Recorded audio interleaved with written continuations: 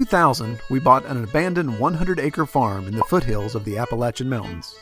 We spent years cleaning it up, built a new house, and now are trying to make it a functional homestead farm. Welcome to Red Tool House.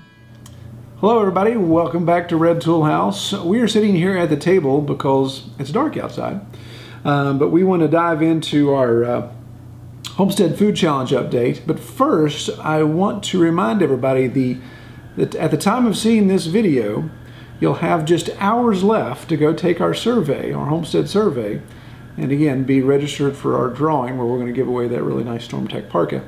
So if you still haven't taken that survey, click here and be sure to check that out. Again, it's just a 10 question survey, and we're going to share those answers in this Friday's video coming up.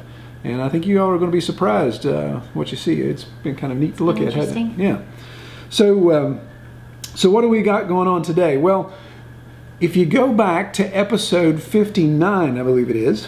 If you go back to 59, that was our New Year's Day episode.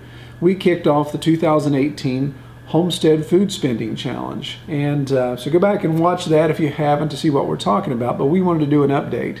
So to maybe boil that down, what we did is we've taken all of our receipts. We've got a stack of receipts here from our purchases at the grocery store. There's more there, but from our grocery store purchases for the month of January. And we put it in the spreadsheet that we've made available on our website and tallied all that up. And the plan for that is to look at, not only what we're spending, but what we're spending it on. And so we're gonna dive right into that now. So again, if you're looking for that blog post that has the spreadsheet, just go to our homepage, redtoolhouse.com, and you'll be able to see it's down in our blog section there. It just says join us for our 2018 Homestead Food Spending Challenge. And you click on that story, and again, you can get the spreadsheet in various formats, whatever works for you. So what we've done is we've entered all of that into our spreadsheet. Actually, Kelly entered all of it into our spreadsheet, didn't you, Kelly? So Kelly, what do you think? Was there any smoking guns in this? Anything that jumped out at you? No, just some things I didn't want to list for other people to see. That's right. True, this is a little embarrassing when you show people what we're buying. I think, and again, we're sharing this, obviously we want to be completely transparent with everybody. We're sharing this. So we've got in here, we've got our dates that we've gone to the store. And you may think, wow, there's a lot of times that you go to the store, and there are, but it's not that we're taking special trips out. Sometimes while we're out, we take care of things. Kelly has a regularly scheduled routine that she does when she's going to the store with other errands and deliveries for our pork and those type of things.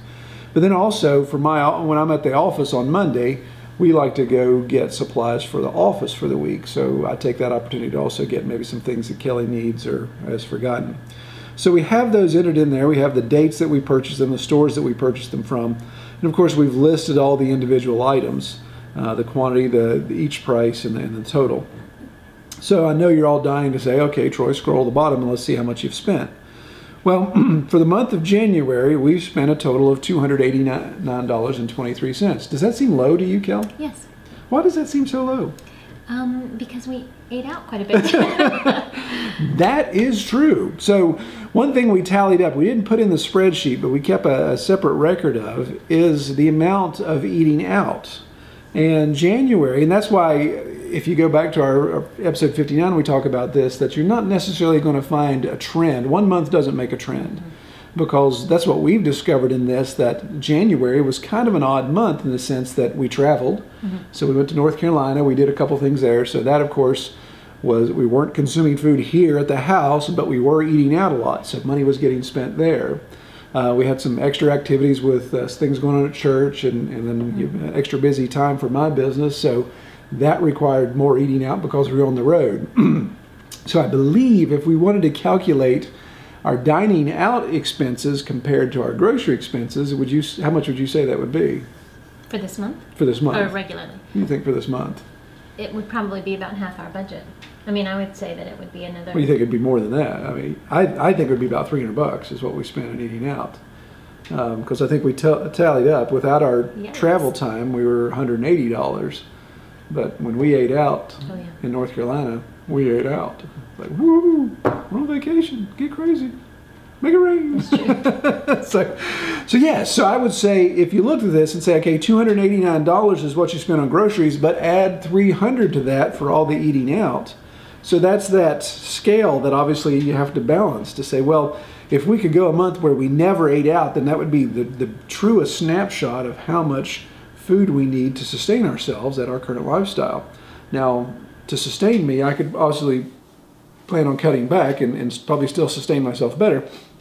But it's interesting to look at that and say, wow, that's a big chunk. So that's the reason why we encourage you to put this down and not just say, okay, I did it for a month, Troy. Okay, I think I've got a plan. Let's move forward. Again, the goal of doing this entire thing is not to say, wow, you spend a lot of money eating junk food or you spend a lot of money on this type of stuff. It's to look at what you're spending money on. And as a homesteader, we want to be more self-reliant, that you come back and say, wow, I can maybe start to grow these type of things or grow a lot of this since we eat a lot of that. I know we get in the habit of sometimes we'll plant something, green beans or whatever, like, oh, let's plant, so we plant a little patch of green beans. It's like, okay, when it comes to harvest time, it's like, wow, we've got enough green beans for 2.5 meals, maybe.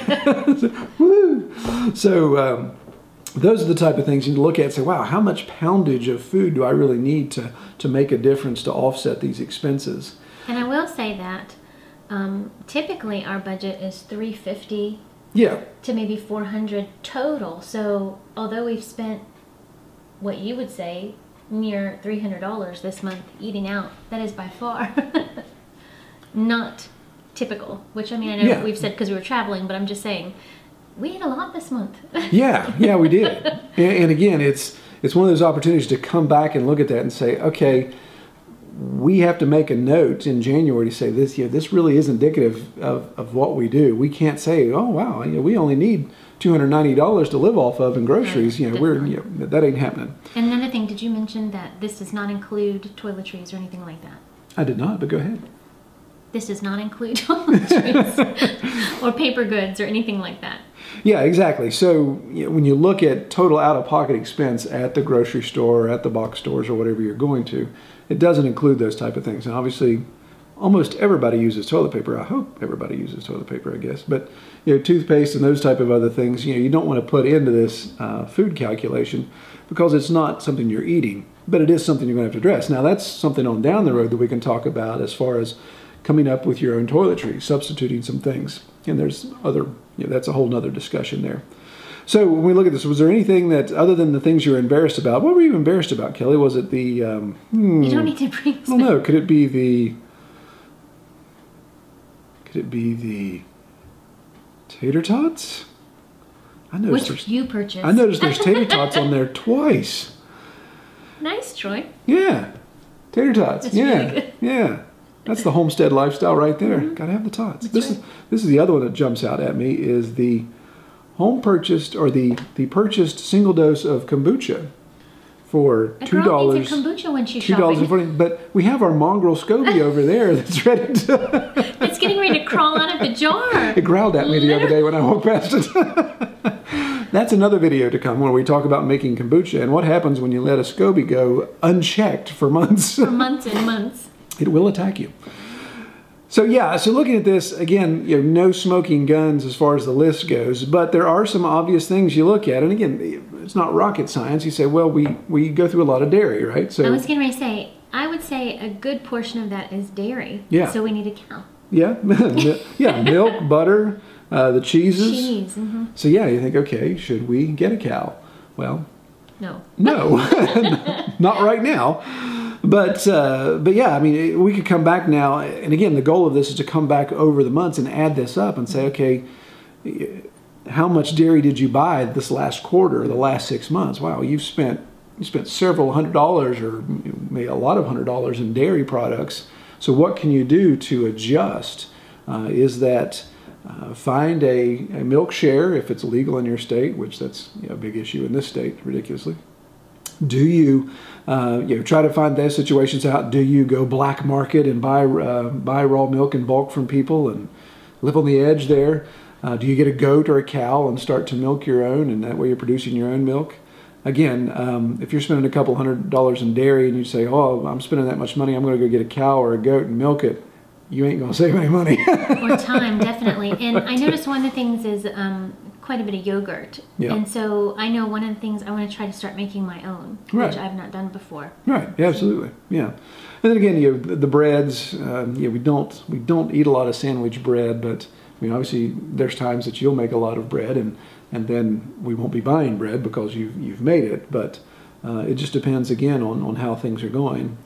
But you know, looking at some of the produce type stuff, we do buy tomatoes, we do buy onions, we do buy lettuce a lot, spinach, broccoli, all these type of things. Again, we're not breaking the bank by buying this stuff, but it is something that, you know, all that adds up over time. So if we'd say, wow, we go through a lot of broccoli, we go through a lot of potatoes, we go through a lot of onions, tomatoes, those type of things. Okay, those are things that most people can grow in their garden, and we just need to look at, okay, is it worth scaling those things up?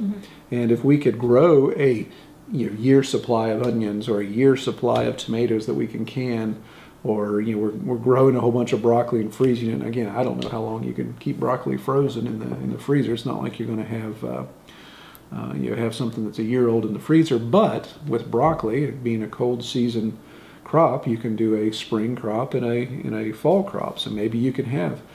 But even looking at spaghetti sauce, to me, that's one of the things that jump out at me, because spaghetti sauce and pizza sauce and any of those tomato paste, those type of things that we buy, we know we eat that on a regular basis, but just how much do we eat? Because, what was it, 2 years ago, we made a bunch of spaghetti sauce and a bunch of pizza sauce from tomatoes we grew. We canned them or boiled them down, all the stuff we needed to do to make them into sauce, and then canned those. And that was really neat, but that was a lot of work, wasn't it? It was a lot of work, and at the time I didn't know a whole lot about canning, so I wasn't able to prepare myself for the time it was going to take, and you know, until I got into it. Yeah. So how long it was going to take to cook down the tomatoes and the sauce. And yeah, exactly.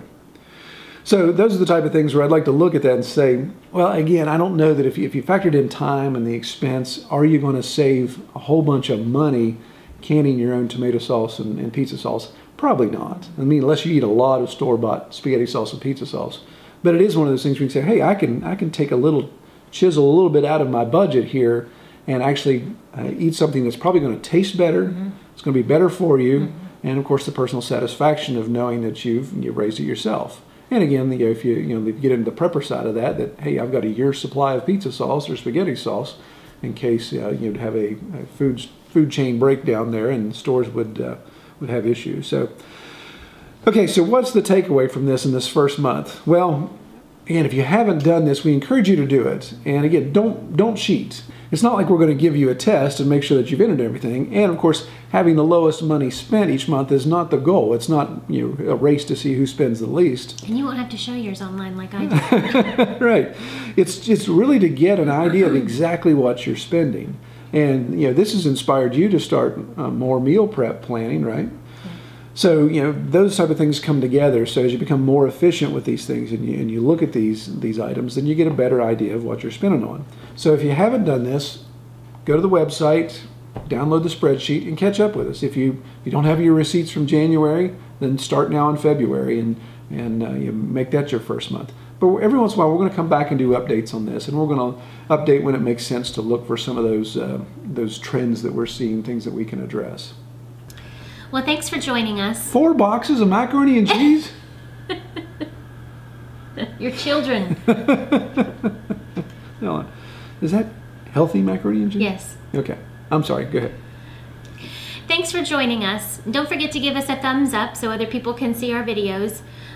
Subscribe and find us on Facebook at facebook.com/Red Tool House Farm. Thanks, everybody. Take care.